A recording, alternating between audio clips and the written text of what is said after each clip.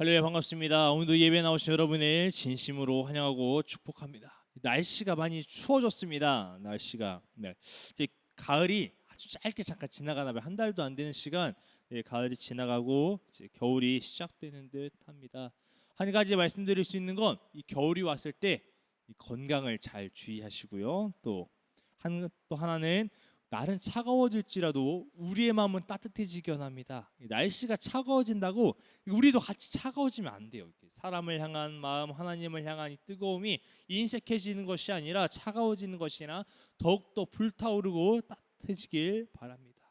내 이웃을 향해서 내 가족들을 향한 사랑이 끊이지 않고요. 그리고 하나님의 관계 또한 더욱더 돈독하여지는 여러분이 되길 축복합니다. 여러분, 백설공주 이야기 다들 아시죠? 백설공주. 모두 한 번쯤 어렸을 때 이 백설공주 동화를 들어본 적 있었을 것입니다. 오늘 제가 말씀드리고 싶은 게 이 백설공주 안에서도 이 백마탄 왕자를 이야기하고 싶습니다. 백마탄 왕자 어떤 사람인지 기억하나요? 어떤 존재인지 기억하나요? 이 백마탄 왕자는 말 그대로 이제 백마를 타고 왔다 해서 이 백마탄 왕자입니다. 동화 속에는 어떻게 나와 있냐? 백마탄 왕자는 굉장히 잘생겼고 능력도 있습니다. 말 그대로 왕자입니다. 왕자. 한 나라의 왕자입니다. 이 지위와 분까지 가진 이 왕자 남자는 아주 멋있는 존재입니다. 보통 이제 이런 이야기를 어렸을 때 들었어요. 이렇게 동화책 속으로도 봤고 누가 이제 이야기해 줄 때 들었는데 저희 주변에 있던 이제 여자친구들은 이제 그런 얘기를 들으면서 다들 어머 이러면서 나에게도 백마탄 왕자가 언젠가 오지 않을까? 어렸을 때니까 현실을 모르니까 그때는 이제 꿈을 한참 꿀 때니까 그렇게 기다렸던 친구들이 있었습니다. 혹시 나도 백설공주 아니야? 이러면서 이렇게 어떤 주변에 친구들이 있었습니다. 언젠가 나에게도 백마탄 왕자 같은 사람이 와서 나를 사랑해 줄 거야. 나를 찾아올 거야. 이런 그렇게 그와 결혼하는 꿈을 꾸는 것입니다. 혹시 그렇게 꿔보신 적 있으신가요? 백마탄 왕자가 올 거다 기대해 보신 적 있으신가요? 저는 이제 남자잖아요. 여자 친구들은 왕자가 언제 올까, 자신의 백마탄 왕자는 어디 있을까 이렇게 기대에 부풀었다면 저는 저한테 왕자가 올 필요는 없죠. 근데 저는 그렇게 생각했어요. 아, 나도 저렇게 백마탄 왕자처럼 멋있는 남자가 되고 싶다. 저런 멋있는 사람을 되어서 나도 언젠가 나의 공주, 좀 우글거리네요. 나의 공주를 찾아가서 나도 멋있게 내가 사랑해야지, 멋있게 다가가야지 이런 생각을 했었던 적이 있습니다. 참 순수했었습니다. 그래서 참 생각해 보니까 웃기기도 하면서 와 이제 그런 마음이 있었구나 신기합니다.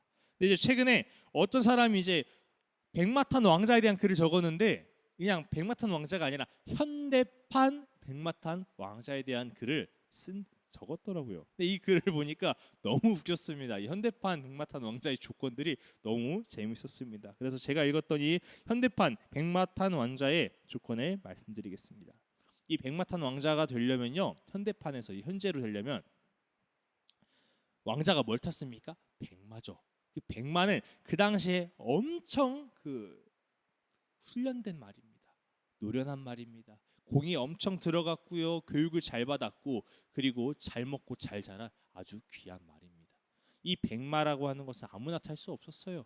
왕, 고위층, 아주 특급층들만이 탈 수 있었습니다. 근데 그러니까 이 백마가 뭐냐? 그러니까 한마디로 최소 포르쉐 이상은 타야 된다 하더라고요. 포르쉐.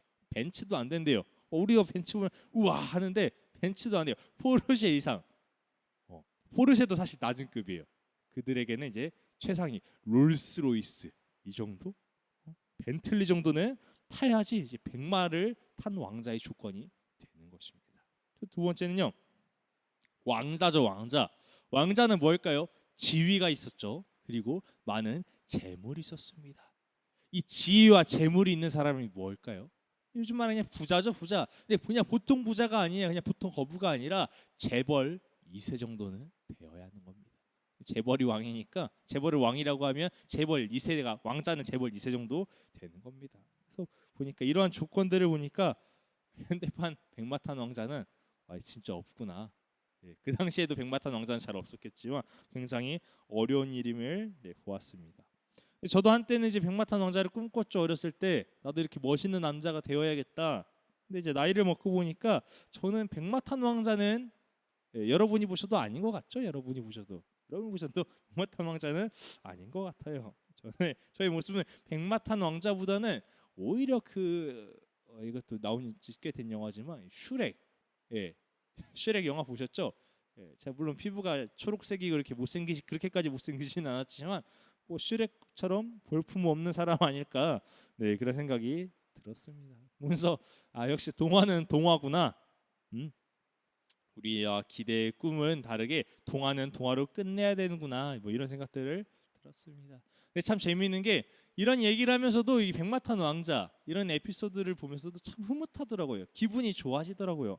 근데 저뿐만 아니라 아직도 사람들이 이 백마탄 왕자에 대해서 관심이 굉장히 많습니다. 이런 에피소드를 들으면 기분이 좋아지는 것들을 볼 수 있습니다. 쉽게 말해서 이 어려움에 빠져 있는 여 주인공 백설공주가 독사가를 먹고 잠들었죠. 이 여 주인공에게 남 주인공이 찾아와서 이 어려움을 구출해 주는 것, 그리고 이 찾아온 남 주인공이 누가 봐도 잘났고 멋있고 진짜 최고의 남자, 이런 백마탄 왕자가 찾아오는 이런 사랑에 빠지는 모습들, 이런 클리셰, 그걸 클리셰라고 하거든요.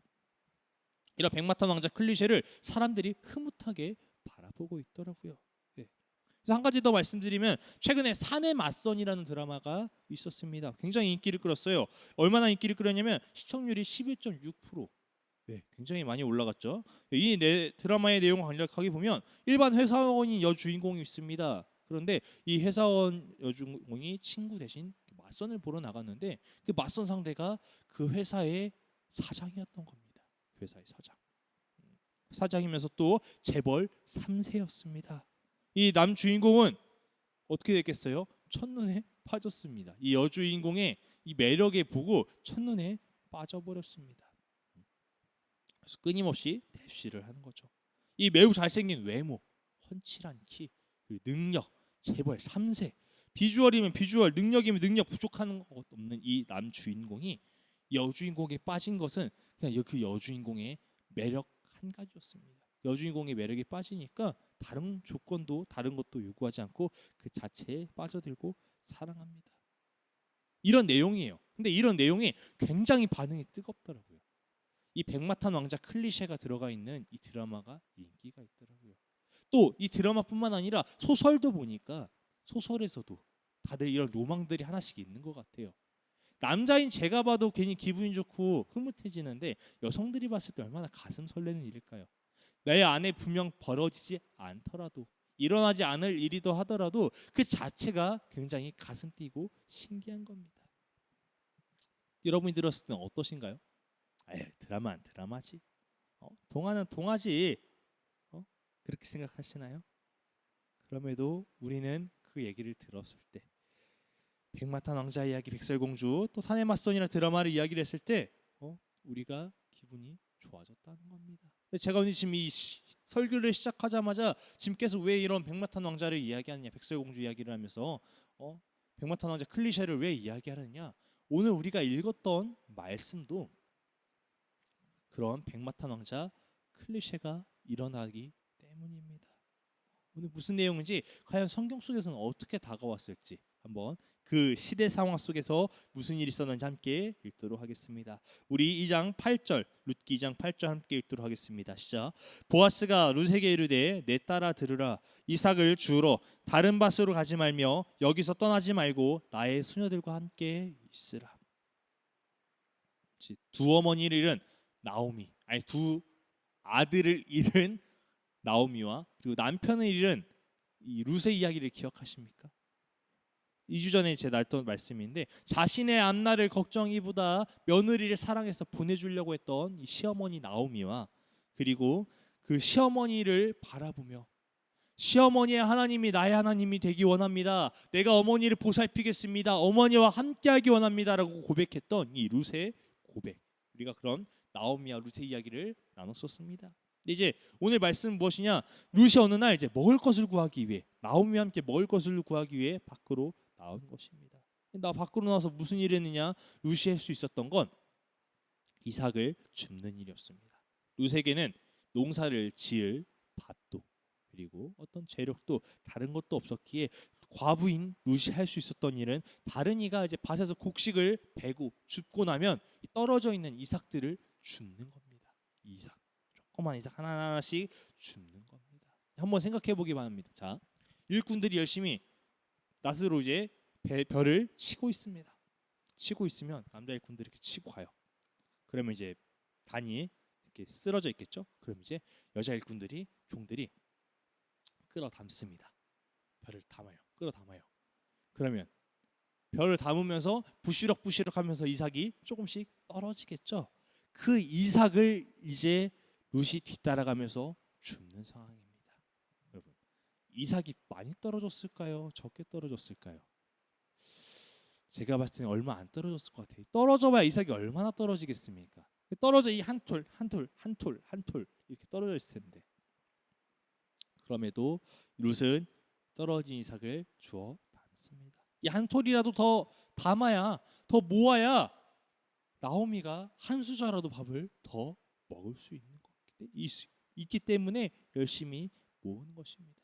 이 상황 속을 생각해 보면 그 룻은 얼마나 부끄러웠을까, 눈치가 얼마나 보였을까, 네. 그런 비참한 상황임을 우리가 알 수 있습니다. 그런 상황 속에서 보아스라는 사람이 갑자기 나타납니다. 그래서 나와서 이야기합니다. 여인이요, 여인이요, 이삭을 주우러 다른 밭에 가지 말고 여기서 나의 일꾼들과 함께 하시오. 네. 밭의 주인이 와서 눈치 보지 말라고 여기서 주우라고 이야기하는 겁니다. 그리고 이제 이어서 더 말하기를 9절 말씀 함께 읽겠습니다. 시작. 그들이 베는 밭을 보고 그들을 따르라. 내가 그 소년들에게 명령하여 너를 건드리지 말라 하였느니라. 목이 마르거든 그릇에 가서 소년들이 길어오는 것을 마실지니라 하는지라.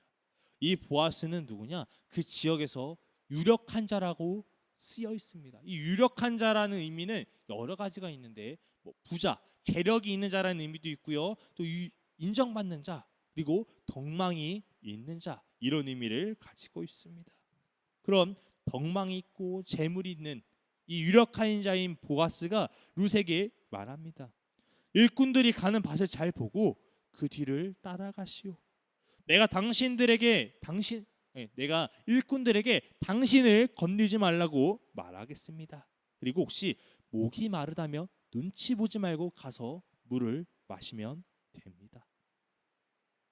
이전에 5절을 보니까요, 우리가 읽진 않겠지만 5절을 보니까 보아스는 일꾼을 감독하는 자, 그러니까 감독자에게서 일꾼 감독하는 사람에게 이제 저 여인은 누구냐 물어봅니다. 이 룻의 이야기를 듣기 시작합니다. 그의 상황, 그가 겪었던 일들을 듣습니다. 그렇기에 이 룻의 상황을 아는 룻에게 보아스는 엄청난 선의를 베푸는 것입니다.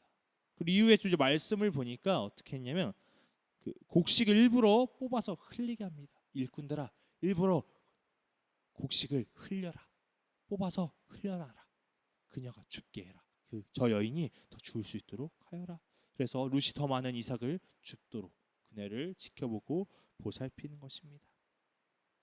여러분, 보아스를 보니까 여러분들 또한 보아스와 같은 자가 되길 축복합니다. 이 보아스는 룻의 어려운 이웃을 그냥 지나치지 않았습니다. 관심 있게 보았습니다. 보통은요, 이제 왜 내 밭에서 알짱대는 거야? 너가 뭔데 내 허락도 없이 내 곡식을 주워가? 너 그거 좀 도둑질이야 너. 지금 같으면 그렇게 얘기하겠죠. 그렇죠? 다른 이가 주워가니까 못 주워가게 너네 한 톨 한 톨 남기지 말고 흘리지 말고 잘 담어. 일꾼들한테 채찍질할 수도 있습니다. 그렇지만 보아스는 베풀었다는 겁니다. 여러분, 보아스와 같은 자가 되길 소망합니다. 어려운 이웃에게 관심 있는 거예요. 그냥 그냥 눈치라도 안 주고 그냥 속을 하면서 주사 가든지 말든지 좀 가지, 이렇게 찌찌거릴 수도 있습니다. 그렇지만 감독자에게 물어보는 거예요. 저 여인은 누구냐? 저 여인의 상황은 무엇이냐? 어려운 일이 혹시라도 있을까 관심 갖는 겁니다. 보아스는 여러분 보아스 같은 삶이 되길 축복합니다. 우리는 그리스도인입니다. 그리스도인은 그냥 어려운 일을 보고 지나치지 않는 것입니다. 왜요? 우리가 하나님의 사랑을 입었고요. 하나님의 뜻이 어려운 이웃들을 섬기기를 원하시기 때문입니다. 물론 우리는 이제 보아스와 같은 재력은 없습니다. 보아스처럼 일꾼을 부릴 수도 없고요. 넓은 밭을 갖고 있지도 않습니다. 그렇지만 재력이 없다면 우리 다른 것으로 베풀 수 있죠. 무엇으로 베풀 수 있습니까? 마음으로도 베풀 수 있습니다. 마음을 모아줄 수 있고 따뜻한 말 한마디를 전해줄 수 있는 것입니다. 우리가 재력은 없다면 마음이라도 베푸시기 바랍니다. 그러나 제가 더 원하는 것은 더 나아가서 마음뿐만 아니라 보아스처럼 물질을 섬길 수 있는 여러분이 되길 축복합니다. 물질의 축복이 주어져서 가난하고 어려운 이들을 섬기시길 진정으로 축복합니다. 그리고 이 보아스를 보니까 제가 하나 알 수 있던 두 가지를 알 수 있었는데 하나는 무엇이냐? 섬기고 베푸는 것은 남는 것을 주는 것이 아니더라고요. 우리 가끔 기억해요. 하나님, 제가 하나님의 일을 하기 원합니다. 하나님의 일을 감당하기 원합니다. 그러니까 하나님 능력 주세요. 하나님, 제가 재력 주시면 저도 이웃 도울게요. 이웃 돕는 성금 많이 낼게요. 헌금 많이 할게요. 여러분, 섬기고 베푸는 것 그리고 하나님께 드리는 것은 남는 것을 주는 것이 아닙니다.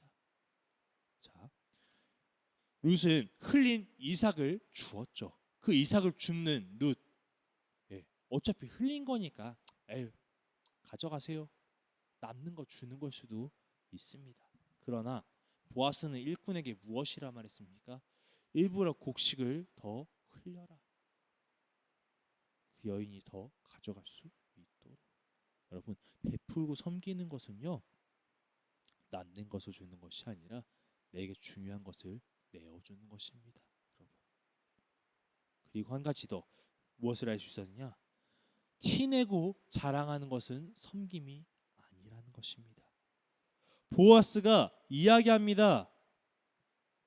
일꾼에게 흘려, 곡식을 더 흘려 가져갈 수 있도록.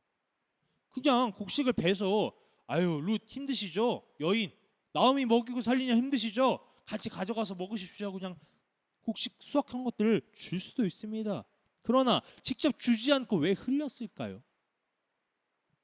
생색내지 않는 것입니다.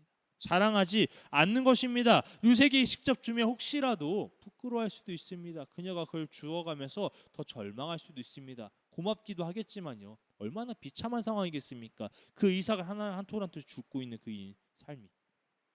그러기에 부끄럽지 않을까 티내지 않도록 그녀를 그 여인을 배려하는 것입니다. 보아스는 여러분 섬기는 것은요 티내지 않는 것입니다.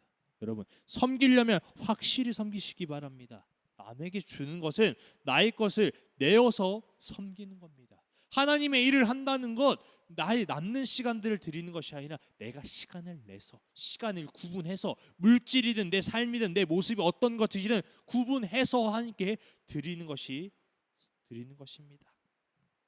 또한 나의 의로 섬기는 것 아닙니다. 나 이만큼 잘해, 나 이만큼 드러나, 나 이만큼 자신감 있어, 나 이만큼 능력 있어, 보여줄게. 이렇게 섬기는 것이 아니라 왼손이 하는 일 오른손이 모르듯이 오직 하나님의 영광이 드러날 수 있듯이 그 사람이 고마움을 느끼면 정말 좋죠. 고맙습니다 고백하면 좋죠. 그렇지만 고마움을 몰라도 어떻습니까? 내가 하나님의 말씀에 순종했는데 내가 그것을 순종함으로 하나님께서 보셨고 하나님께서 기뻐 받으시고 하나님의 영광이 드러나는데 그것이 안 드러나면 어떻습니까? 여러분 우리가 섬기려면 확실히 섬겨야 되는 겁니다. 내어주는 것이고요. 드러나지 않는 것, 나의 자랑, 나의 교만이 되지 않는 것이 확실히 섬기는 것입니다. 자, 이후에 성경을 더 읽어보니까 우리가 읽었던 오늘 말씀 2장이잖아요. 4장에는 보아스와 룻이 결혼하게 됩니다. 보아스와 룻이 결혼하게 돼요. 신기하죠. 보아스와 룻이. 자, 재벌이에요. 요즘 말하면 재벌이죠. 유력한 자니까 재벌 보아스 그리고 비참한 여인 3, 과부인 불쌍한 여인 룻. 이 둘이 결혼하게 됩니다. 뭐 하나 기억나지 않아요? 백마탄 왕자 클리셰가 이루어집니다. 남편 잃은 과부로 홀로 시어머니를 모시며 먹을 것이 없어 하루하루 이삭을 줬던 이 인생에서 그 지역에서 능력을, 덕망을 인정받는 이 보아스를 만나는 것, 백마탄 왕자 클리셰가 이루어지는 것입니다. 아무것도 없는 여인이죠. 룻을 보면 먹을 것이 없어서 자신의 밭에 떨어진 이 이삭을 줍는 이 여인을 유력한 자라 불리던 보아스가 마음을 주고 사랑하고 결혼합니다. 과연 이 보아스는 룻의 무엇을 보았을까요? 룻의 무엇을 보고 결혼을 했을까요? 룻이 불쌍해서 이 동정심으로 했을까요? 아니면 룻이 성경에선 말하지 않았지만 엄청난 미인이었을까요? 당대의 미인? 그러나 성경에서는요, 이런 추측들 할 수 있겠지만 성경에서는 보아스를 룻이 불쌍해서도 미인이어서도 만났다고 말하고 있지 않습니다. 11절 함께 읽도록 하겠습니다. 시작. 보아스가 그에게 대답하여 이르되 내 남편이 죽은 후로 내가 시어머니에게 행한 모든 것과 내 부모와 고국을 떠나 전에 알지 못하던 백성에게로 온 일이 내게 분명히 알려졌느니라. 보아스가 룻에게 빠진 이유는 보아스는 룻의 삶을 보았기 때문입니다. 이 남편이 죽었을 때도 시어머니를 섬대했던 룻의 모습, 또 나오미의 하나님을 자신의 하나님이라 고백하며 하나님을 따르던 이 룻의 신앙을 보았다는 것입니다. 즉 말해 룻의 성품, 룻의 신앙, 이 두 가지를 보았을 때 보아스는 결심하였습니다. 여러분은 사람을 볼 때 어떤 것을 결정하시나요? 보고 판단하시나요? 뭐 결혼하실 때도 있고요. 사람 친구 관계, 교우 관계를 맺을 때, 인연을 맺을 때 어떤 것을 보고 맺으십니까? 외모입니까? 지위입니까? 능력입니까? 여러분, 우리는 그리스도인입니다. 이 결혼을 떠나서 사람을 볼 때 것이 아닌 속을 보아야 하는 줄 믿습니다. 물론 좀 어렵긴 하죠. 이 첫 인상이라는 게 참 중요하잖아요. 그럼에도 우리가 거부감을 들지라도 그 사람을 알 때까지 우리가 보아야 하는 줄 믿습니다. 하나님은 사람이 얼마나 잘나는가 보시지 않더라고요. 그렇잖아요. 사람을 만드신 창조주가 사람이 얼마나 잘나는지 왜 판단하고 그걸 왜 보고 계십니까? 더 전지전능하신 하나님이신데 또 사람이 잘나봐야 얼마나 잘나겠습니까? 창조물이 창조주를 뛰어넘을 수 있을까요? 아니요, 없습니다. 하나님은 화려함, 웅장함, 거대함을 보시는 것이 아니라 이 사람 마음속에 이 진실함, 진지함, 간절함을 보시는 것입니다. 하나님의 은혜를 간절히 사모하는 자, 하나님을 날마다 사랑하는 자, 사랑하기 위해 발버둥 치는 자, 이러한 사람들을 찾으시며 바라보시는 것입니다. 우리도 이와 같이 하나님의 마음처럼 우리도 사람을 그렇게 바라보길 원합니다. 세상에선 조건을 따져요. 물론 조건을 따져야 할 때도 있습니다. 무슨 일을 프로젝트를 진행할 때 그 분야의 전문가를 불러야겠죠. 그렇지만 그 전문가가 아니라 그저 사람과 사람으로 만나야 한다면 이 사람의 재산, 이 사람의 스펙, 이 사람의 어떤 화려함을 바라보는 것이 아닌 그 사람의 마음에 선함이 있는가, 그 안에 하나님을 향한 마음이, 신앙이 있는가, 그것을 바라보길 원합니다. 함께 12절 읽도록 하겠습니다. 시작. 여호와께서 내가 행한 일을 보답하시길 원하며 이스라엘의 하나님 여호와께서 그의 날개 아래에 보호를 받으러 온 내게 온전한 상 주시기를 원하노라 하는지라. 선한 마음을 가지고 오늘도 세상에 나가 믿음을 지키려고 싸우는 여러분들에게 하나님의 축복이 더하시는 줄 믿습니다. 이 룻을 보니까 나오미를 지키기 위해 발버둥 치고 있지 않습니까? 사랑하는 일을 위해 발버둥 치고 있지 않습니까? 여러분들과의 모습이 같습니다. 나의 사랑하는 자녀, 나의 부모, 나의 친구, 나의 배우자, 이들을 위해 발버둥 치고 있지 않습니까? 그러한 여러분을 하나님께서 사랑의 날개로 덮으시는 줄 믿습니다. 그럴 때 하나님의 위로하심이, 보답하심이 있는 줄 믿습니다. 여러분, 온전한 상 주시는 이가, 온전히 위로하시며 함께 하시는 이가 하나님이심을 믿으시길 축복합니다. 고백합니다. 아멘으로 고백한 여러분에게 하나님께서 주시는 이 땅에서도 천국에서도 큰 상급이 있는 줄 믿습니다. 이 동화 속에서만 있었던 백마탄 왕자, 드라마 속에서 소설 속에서만 존재하던 이야기가 이 룻기를 보니까 일어났습니다. 보아스를 만난 이 룻의 삶은 변하였습니다. 단순히 결혼의 문제가 아니에요. 그냥 배우자가 생겼습니다 이 문제가 아니라 그녀의 삶이 바뀐 것입니다. 이 룻기의 삶을 보니까, 이 룻기의 모습을 보니까 어떠신가요? 백마탄 왕자, 백설공주의 이야기를 들었을 때, 아니 산에 맞선 드라마의 이야기를 들었을 때처럼 흐뭇하신가요? 그러나 하나님의 말씀은 단순히 흐뭇함에 끝나지 않습니다. 저는 이제 말씀을 준비하면서 룻기를 계속 반복하면서 읽었어요. 과연 하나님께서 우리에게 하고자 하시는 말씀이 무엇일까? 이 룻기를 통해서 룻처럼 열심히 살았더니, 선한 마음을 가지고 살았더니 하나님께서 보아스를 붙여주셨더라, 축복하셨더라, 단순히 이런 메시지일까요? 단순히 너 착하게 살면 너 축복받아 메시지일까요? 이것도 포함되어 있죠. 왜? 하나님 말씀대로 살다 보면 하나님께서 주신 축복이 임하니까요. 그러나 단순히 이것으로 끝날까요? 저는 그렇지 않을 거라 생각했습니다. 그래서 스스로에게 질문을 하면서 계속 하나님께서 우리에게 주시는 메시지는 무엇일까? 하나님께서 우리에게 무엇을 말씀하고자 하실까? 계속 고민했더니 이 보아스가 룻에게 했던 말들이 마음에 딱 걸리더라고요. 이 보아스가 룻에게 했던 말들을 보니까 하나님께서 우리에게 하시는 말씀처럼 들려졌습니다. 우리 8절과 9절을 다시 한번 보겠습니다. 다시 한번 읽어볼게요. 한 절 읽고 제가 하나님의 말씀이 무엇일까 전하도록 하겠습니다. 자, 8절 읽겠습니다. 보아스가 룻에게 이르되 내 딸아 들으라. 이삭을 주우러 다른 밭으로 가지 말며 여기서 떠나지 말고 나의 소녀들과 함께 있으라. 하나님께서 우리에게 말씀하시기를 나의 자녀들아 천국의 삶을 세상에서 찾지 말고 여기서 나의 말씀을 붙들고 함께 있으라. 9절 그들이 베는 밭을 보고 그들을 따르라. 내가 그 소년들에게 명령하여 너를 건드리지 말라 하였느니라. 목이 마르거든 그릇에 가서 소년들이 길어온 온 것을 마실지니라 하는지라. 내 말씀을 가지고 따르라. 내가 사탄 마귀의 권세로부터 너희를 지키리라. 그리고 너희의 영이 목마르거든 내가 주는 영원히 목마르지 않는 샘솟는 물을 마시라. 이렇게 들려지기 시작하더라고요.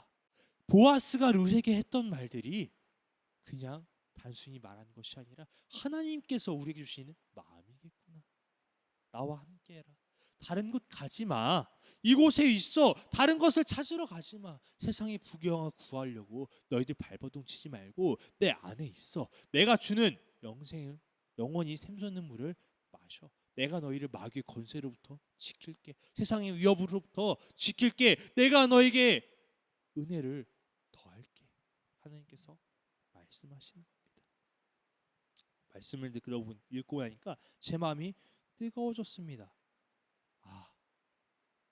우리 삶에서는 백마탄 왕자가 없을 거라고 생각했는데 우리 삶 이야기를 돌아보면 백마탄 왕자의 이 클리셰 같은 이야기는 일어나지 않을 거라 생각했는데 일어났구나. 이미 있었구나. 깨닫게 되었습니다. 여러분, 하나님께서는 우리에게도 백마탄 왕자를 보내셨습니다. 보내셨어요. 무슨 소리인가 싶죠 지금. 무슨 소리인가 지금. 뭐야 갑자기 백마탄 왕자를 뭔 백마탄 왕자야? 예. 룻의 백마탄 왕자는 누구일까요? 보아스였습니다. 이 보아스를 만남으로 룻의 삶은 바뀌었습니다. 근데 하나님께서 우리에게 보내신 백마탄 왕자는 예수 그리스도입니다. 우리의 인생을 바꾸실 예수 그리스도를 보내신 것입니다. 예수 그리스도를 만나면 인생이 바뀝니다. 삶의 두려움이 사라지고 살아갈 소망이 생깁니다. 사람과의 관계, 육신의 질병이 회복되며 기적이 일어납니다. 한마디로 지옥 같던 삶이 천국의 삶으로 변하며 누리는 것입니다. 여러분, 아직까지 여러분의 백마탄 왕자가 오지 않았다고 생각하십니까? 오지 않을 것이라 생각하십니까? 그 이유는 여러분이 생각하는 백마탄 왕자는 다른 것이기 때문이지 않을까요? 여러분이 생각하는 백마탄 왕자는 무엇입니까? 로또입니까? 한방? 로또 한방? 물질? 비트코인 한 방 전부이신가요? 그러나 한방들은 떨어진 이삭을 줍는 것에 불과합니다. 룻은 이삭을 주우며 시작했으나 이삭을 줍는 삶으로 마무리하지 않았습니다. 세상에서 구하는 것, 세상의 것을 구하면서 먹고 살려고 그것만에 목숨 거는 것, 결국 그것으로 끝날 것입니다. 그 삶에는 구원이 없습니다. 이삭을 줍는 것에만 룻이 몰두했더라면 결국 이삭 줍는 삶으로 끝났을 것입니다. 룻의 삶은 어떻게 됩니까? 보아스와 결혼하였고 삶이 변화했으며 자녀가 생겼습니다. 그 자녀가 이어서 어떻게 됐느냐?